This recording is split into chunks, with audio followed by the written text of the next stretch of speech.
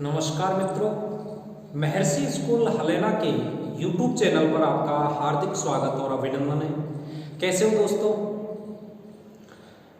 छात्रों के हितों को ध्यान में रखते हुए महर्षि स्कूल ने ऑनलाइन क्लासों का आयोजन किया गया है। कल तक हमने बात की थी बेटा, पार्ट 5 ठोस अवस्था तक हमने बात की थी और कल हमने चर्चा भी की थी कि आपकी जो एकक कोष्टिका होती है उनसे संबंधित क्या क्या सवाल एग्जाम में आ सकते हैं, कौन कौन से सवाल होते हैं, किस प्रकार के क्वेश्चन आए थे, वो अभ्यास 5 में हमने पार्ट 5 अभ्यास प्रश्न में चर्चा की थी। दोस्तों आज का जो टॉपिक रहेगा वो हमारा टॉपिक है ठोसों में निबिड़ संकुलन। देखो, निबिड़ का मतलब होता है पास पास आना। ठोस तो आप जानते हो, चैप्टर का नाम ही ठोस अवस्था है। इसका मतलब होता है कि अवयवी कण कितने पास पास हैं, यानी कि अवयवी कण कितने पास पास हैं कि उनके मध्य रिक्त स्थान क्या होना चाहिए, न्यूनतम होना चाहिए। तो इस प्रकार की जो व्यवस्था होती है उस व्यवस्था को दोस्तों कहते हैं निबिड़ संकुलन। इंग्लिश में कहते हैं क्लोज्ड पैक्ड स्ट्रक्चर। तो ठोसों में जो निबिड़ संकुलन होता है वो बेसिकली देखा जाए तो 3 प्रकार का होता है।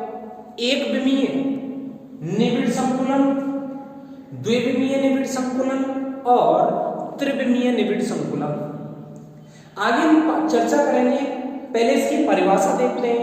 एक इसमें टर्म आती है कि आपका उप सह संयोजन संख्या क्या होती है। आप समझे सरल भाषा में कि जैसे मेरे पास ये 3 मार्कर हैं, इन तीनों मार्करों में से जो आपका ब्लैक वाला मार्कर है ना वो 2 मार्करों से घिरा हुआ है, यानी कि ये मार्कर जितने अन्य मार्करों से घिरा हुआ है वो इसकी क्या कहलाती है सर, उप सह संयोजन संख्या। तो दोस्तों चलिए चालू करते हैं आज का पार्ट। आज का जो पार्ट है अपना वो आपका पार्ट नंबर 6 रहेगा, केमिस्ट्री का। टॉपिक का जो नाम है सर, आराम से सुनिएगा, कोई जल्दी नहीं है, सुने पहले आप समझे, लिखना नहीं है। टॉपिक का जो नाम है, टॉपिक का नाम है ठोसों में निबिड़ संकुलन। ठोसों में निबिड़ संकुलन। वर्डिंग लिखेंगे इसकी, क्लोज्ड पैक्ड स्ट्रक्चर।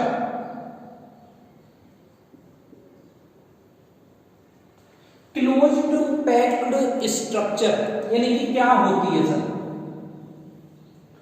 परिभाषा हम लिखेंगे बुक के अकॉर्डिंग। जो आपकी बुक होती है आपकी आरबीएसई की माध्यमिक शिक्षा बोर्ड राजस्थान की जो बुक है उसके अकॉर्डिंग आपके एग्जाम होते हैं और उसी के अनुसार हम आपकी इसकी डेफिनेशन लिखेंगे। तो सर डेफिनेशन क्या होती है सुनिएगा आप पहले, आराम से लिखें, आप सुने पहले। ठोसों के क्रिस्टलों, ठोसों के क्रिस्टलों में अवयवी कण, ठोसों के क्रिस्टलों में अवयवी कण एक दूसरे के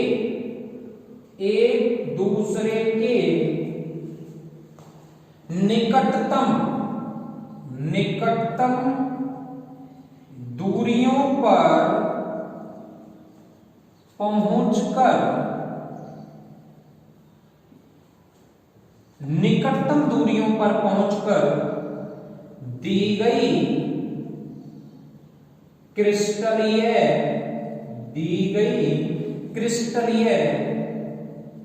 व्यवस्था को अधिकतम संकुलन अवस्था प्राप्त कर सके।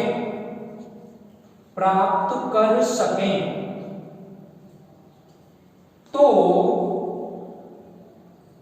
इस प्रकार की संरचनाओं को निविड, तो इस प्रकार की संरचनाओं को निविड संकुलित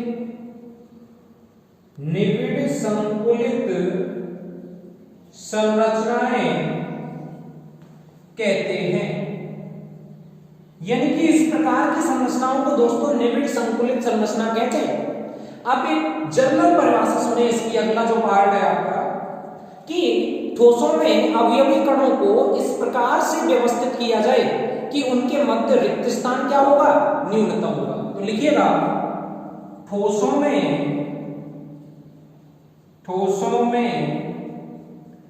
अवयवी कणों को इस प्रकार व्यवस्थित किया जाए, इस प्रकार व्यवस्थित किया जाए कि उनके मध्य रिक्त स्थान न्यूनतम हो, उनके मध्य रिक्त स्थान न्यूनतम हो। तो इस प्रकार की व्यवस्था को निविड संकुलन कहते हैं। निविड संकुलन कहते हैं। इस प्रकार की अरेंजमेंट जो होता है दोस्तों, उसको निविड संकुलन कहते हैं। तथा प्राप्त संरचनाएं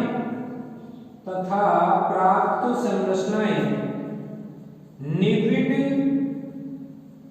संकुलित संरचनाएं कहलाती हैं।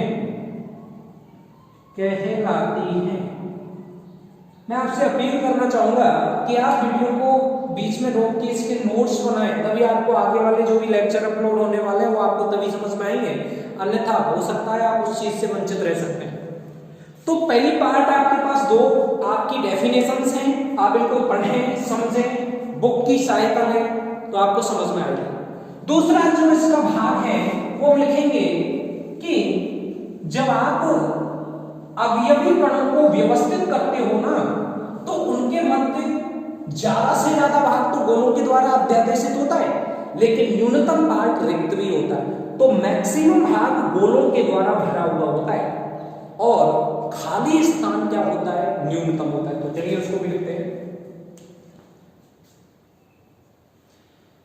ठोसों के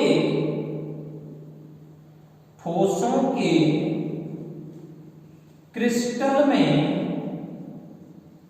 अधिकतम का मतलब होता है मैक्सिमम, अधिकतम भाग अवयवी कणों, अधिकतम भाग अवयवी कणों के द्वारा भरा हुआ होता है तथा न्यूनतम भाग रिक्त होता है। न्यूनतम भाग रिक्त होता है। सर ये चीज आप जानते हो कि आप जैसे मान लीजिए सर आपको इस कमरे के अंतर्गत अवयवी कणों को व्यवस्थित करना है, तो अवयवी कणों को जब आप इसमें व्यवस्थित करोगे तो आप चाहोगे कि अधिकतम भाग ऑक्यूपाई किया जाए इस कमरे का, और खाली स्थान क्या होना चाहिए सर, न्यूनतम होना चाहिए। तो उसके लिए आपको गोलों की जो आकृति होगी, गोलों का जो आकार होगा वो समरूप, सम का मतलब समान, रूप का मतलब रूप, यानी गोलों का जो रूप होगा वो क्या होगा, समरूप होगा। तो आप स्टार डाल के लिख सकते हो उस लाइन को, स्टार डाल के लिखिएगा, डबल स्टार इंपॉर्टेंट चीज है सर। इसमें गोलों को कठोर समरूप गोलों के रूप में माना जाता है। तो आप अंडरलाइन कीजिएगा सर, कठोर समरूप गोलों को, आपसे पूछूंगा मैं जब क्लास चलेगी तो इसके बारे में कि कठोर समरूप गोलों के रूप में उनको माना जाता है। अगला जो वर्ड है वो होता है इसमें, अगली जो डेफिनेशन है सर वो है आपका कोऑर्डिनेशन नंबर। आप सिंपल वे में समझे सर इसको कि कोऑर्डिनेशन नंबर क्या होता है। तो सुनिएगा, मैंने आपको पहले बता दिया कि आपके आसपास कितनी चीज हैं जिनसे आप घिरे हुए हो। मान लीजिए आपके इस विद्यालय में बच्चे बैठे हुए, तो मैं कह दूं कि ये जो बीच वाला बच्चा है ना वो 2 बच्चों से घिरा हुआ है, तो उसकी कोऑर्डिनेशन नंबर कितने हो जाएंगे? 2। यदि वो 4 बच्चों से घिरा हुआ है तो उसका कोऑर्डिनेशन नंबर कितना हो जाएगा? 4। और यदि वो 6 बच्चों से घिरा हुआ है तो उसका कोऑर्डिनेशन नंबर हो जाएगा 6। तो जब आप 4 गोलों के केंद्रों को मिलाओगे तो आपको वर्ग जैसी आकृति प्राप्त होगी, और 6 गोलों के केंद्रों को मिलाओगे तो आपको षटकोण जैसी आकृति प्राप्त होती है। तो आप हेडिंग डाल के लिखिएगा, हेडिंग डाल के लिखें उपसह संयोजन संख्या। हेडिंग लिखिएगा, इंपॉर्टेंट चीज है सर, एग्जाम में बार बार आता है सवाल। उपसह संयोजन, उपसह संयोजन संख्या, इसका नाम इंग्लिश वर्ड लिखें तो कोऑर्डिनेशन नंबर, ये इसको बोलते हैं सीएन नंबर। जैसे पहले फॉर एग्जांपल सुनिएगा, मैं पहला एग्जांपल दे रहा हूं, एग्जांपल नंबर फर्स्ट। एग्जांपल क्या है? देखो, एक ये आपका समरूप कठोर ठोस गोला, उसके बाद आपका ये कठोर समरूप गोला, ऐसे आपकी ये अरेंजमेंट है।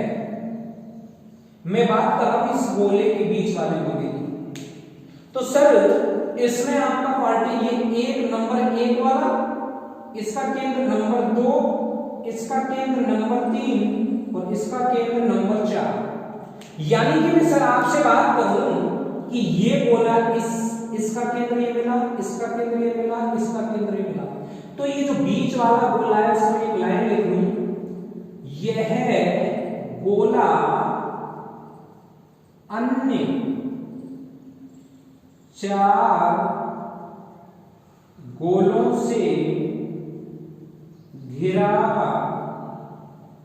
हुआ है, तो इसकी सीएन लिख दो में शॉर्ट में, कितने हो जाएगा इसका सर आंसर? 4। तो ये 4 गोलों से घिरा हुआ है। तो मैं कह दूं कि ठोसों के क्रिस्टलों में अवयवी कण का जो गोला होता है वो जितने अन्य गोलों से घिरा हुआ रहता है वही उसकी क्या कहलाती है सर? उपसह संयोजन संख्या कहलाती है। तो परिभाषा लिखे मैंने इसकी, डेफिनेशन परिभाषा आराम से लिखे सर। ठोसों के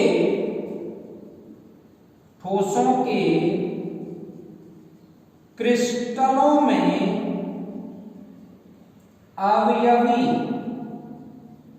अवयवी कणों का गोला जितने अन्य गोलों से घिरा हुआ है वह उसकी का मतलब क्रिस्टल जात की या जो भी अवयवी कण है आपका, वह उसकी उपसह संयोजन संख्या, वह उसकी उपसह संयोजन संख्या कहलाती है। एक और लिख लें, एक आप लिख सकते हैं कि जो गोला जितने अन्य गोलों से घिरा हुआ रहता है। यह बात एक ही है, कोई दिक्कत नहीं, आप समझ जाओगे इसको कि जो भी अभी कण। एक और एग्जांपल मैं आपको बता देता हूं, चलो एग्जांपल नंबर 2 देखें। बीच वाला ये आपका कठोर समरूप गोला, दोस्तों ध्यान देना इसको वीडियो को, ये बीच वाला गोला, ये इस गोले का सेंटर, इस गोले का सेंटर, ये इससे भी घिरा हुआ है और ये इससे भी घिरा हुआ है। तो सर मैं इसमें कह दूं कि यह गोला दो अन्य गोलों से घिरा हुआ है तो इसका CN, आप आंसर मुझे बताना इसका कमेंट बॉक्स में, आप कमेंट बॉक्स का यूज करें और ये जो मैंने आपको क्वेश्चन दिया है उसका आंसर आप कमेंट में लिख के जरूर बताएं कि इस गोले की समन्वय संख्या क्या होगी। अगला जो पार्ट है वीडियो का वो चालू करते हैं हम। अगला पार्ट है कि ठोसों में निबिड़ संकुलन के प्रकार, कि कितने प्रकार हो सकते हैं निबिड़ संकुलन के। तो सर ठोसों में निबिड़ संकुलन के जो प्रकार हैं वो आपके 3 प्रकार हैं। पहला प्रकार, उससे पहले आप समझिए, थोड़ा सा आपको जानकारी देते हैं कि मान लीजिए आपके पास, देखो अपने पास ये 3 एक्सिस होते हैं। ये आपका होता है सर एक्स अक्ष, सर ये होता है आपका ये माना मैंने जेड अक्ष और इसको मैंने माना वाई अक्ष। यदि मैं आपसे कह दूं कि केवल एक अक्ष का यूज हो रहा है तो उसको बोलते हैं वन डायमेंशनल। क्या बोलेंगे उसको? One dimensional. यदि दो अक्षों का योग, दो अक्ष कोई भी हो सकते हैं एक्स वाई, यदि दो अक्षों का योग हो रहा है तो उस संरचना को बोलते हैं टू डायमेंशनल। और यदि तीनों अक्षों का यूज हो रहा है तो उस संरचना को बोलते हैं हम 3D, और 3D का मतलब बोलते हैं उसे 3 डायमेंशनल। फिर सुनिएगा आप, यदि मैं एक अक्ष की बात करूंगा तो एक विमीय निबिड़ संकुलन, दो अक्षों की बात करूंगा तो द्विविमीय निबिड़ संकुलन, और सर मैं तीनों अक्षों की अगर बात करूंगा तो उस चीज को बोलूंगा मैं त्रिविमीय निबिड़ संकुलन। 1 डायमेंशनल, 2 डायमेंशनल एंड 3 डायमेंशनल। तो टाइप्स ऑफ क्लोज्ड पैक्ड के 3 प्रकार होते हैं।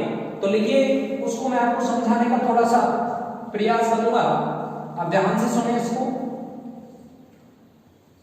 टॉपिक रहेगा हमारा, टॉपिक लिखते हैं सबसे पहले निबिड़ संकुलन के प्रकार। निबिड़ संकुलन के प्रकार क्या टॉपिक है? Types of closed packed structure. Types of closed packed structure, कितने प्रकार होते हैं? तो सर इसके जो प्रकार हैं वो आपके होते हैं 3 प्रकार। कितने प्रकार होते हैं सर? 3 प्रकार। कौन कौन से होते हैं? चलो आराम से देखेंगे। पहला प्रकार सुनिएगा, पहला प्रकार लिखेंगे हम। जो पहला प्रकार होता है वो होता है आपका एक विमीय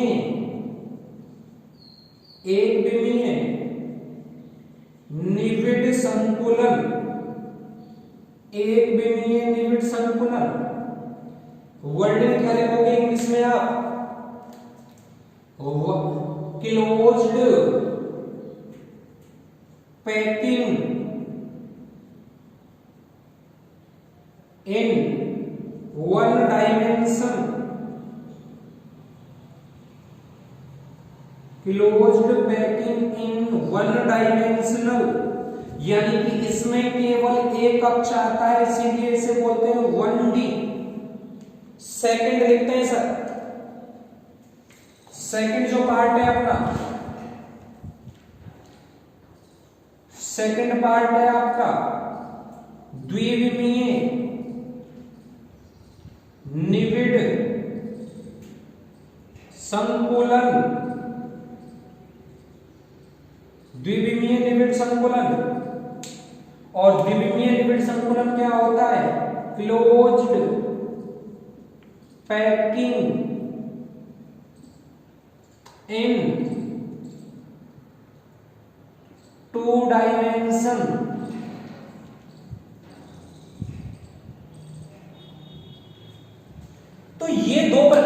होता है द्विविमीय। द्विविमीय कौन से होते हैं? दो प्रकार से, सुनिएगा।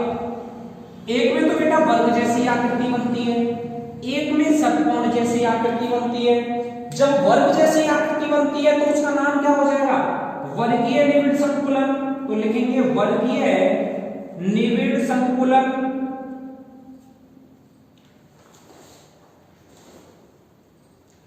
और जब षटकोण जैसी आकृति बनती है तो इसे बोलते हैं आपका षटकोणीय निविड़ संकुलन। तब इसको बोलते हैं षटकोणीय निविड़ संकुलन, हेक्सागोनल। और मैंने आपको लिखाया भी है हेक्सागोनल के लिए, आपको मैं क्वेश्चन भी दे देता हूं कि हेक्सागोनल के लिए आप अक्षीय लंबाई और अक्षीय कोण बताएं क्या क्या होता है यदि आप पढ़ रहे हैं तो। तीसरा जो प्रकार है बेटा लास्ट आपका त्रिविमीय निविड़ संकुलन। त्रिविमीय निविड़ संकुलन,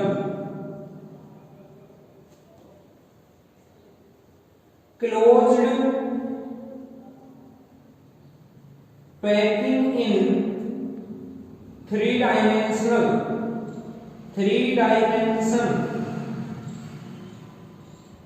ये चीज होती है आपकी 3D भी दो प्रकार का होता है। तो बेटा सुनिएगा इसमें थोड़ा सा, जो ये द्विविमीय निविड़ संकुलन होता है उससे 3D डायग्राम बनता है। तो सुनिएगा ये कितने प्रकार है इसके? दो। तो इसके भी कितने होंगे? दो। कैसे होंगे?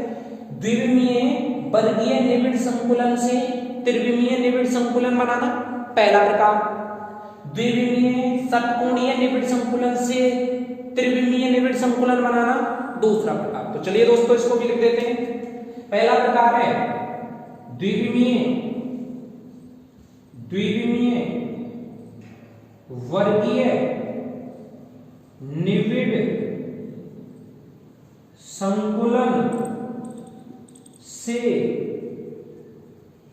त्रिविमीय निविड़ संकुलन बनाना। और दूसरा जो है वही लिखेंगे, केवल यहां षटकोणीय आ जाएगा, केवल वर्गीय की जगह द्विविमीय षटकोणीय निविड़ संकुलन से त्रिविमीय निविड़ संकुलन बनाना। एक और बेटा इंपॉर्टेंट बात मैं आपको बता दूं आपकी नॉलेज के लिए कि जो हमारा क्रिस्टल जालक होता है ना सर, वो क्रिस्टल जालक क्या होता है? वो क्रिस्टल जालक भी आपका 3D होता है। क्रिस्टल जालक भी आपका कैसा होता है सर? 3D होता है। तो हमने वहां पे शायद परिभाषा भी लिखी थी क्रिस्टल में कि कणों की त्रिविमीय व्यवस्था को एक आरेख के द्वारा यदि व्यक्त किया जाए तो उसको हम क्रिस्टल जालक कहते हैं। तो दोस्तों आज की वीडियो में सिर्फ इतना ही। नेक्स्ट पार्ट में हम डिस्कस करेंगे पार्ट नंबर 7। और पार्ट नंबर 7 में हम क्या डिस्कस करेंगे? वो डिस्कशन होगा एकविमीय निविड़ संकुलन कैसे बनता है, द्विविमीय निविड़ संकुलन कैसे बनता है और त्रिविमीय निविड़ संकुलन कैसे बनता है। तो दोस्तों मैं आशा करता हूं आपको ये वीडियो जरूर पसंद आया होगा। यदि ये वीडियो आपको पसंद आया है तो इसे लाइक करें, सब्सक्राइब करें और अधिक से अधिक संख्या में शेयर करें। महर्षि स्कूल भाई के यूट्यूब चैनल को अवश्य सब्सक्राइब करें और चैनल के पास में बेल आइकन का जो निशान होता है आप उसको दबाएं, जिससे आने वाली वीडियो की नोटिफिकेशन आपको लगातार मिलती रहे। और मैं आशा करता हूं कि आप जो भी आप यहाँ पे प्रयास किया जा रहा है उसको आप घर बैठ के अपने हाथ से लिखे हुए नोट्स बनाने की कृपा करें। Thank you. जय हिंद।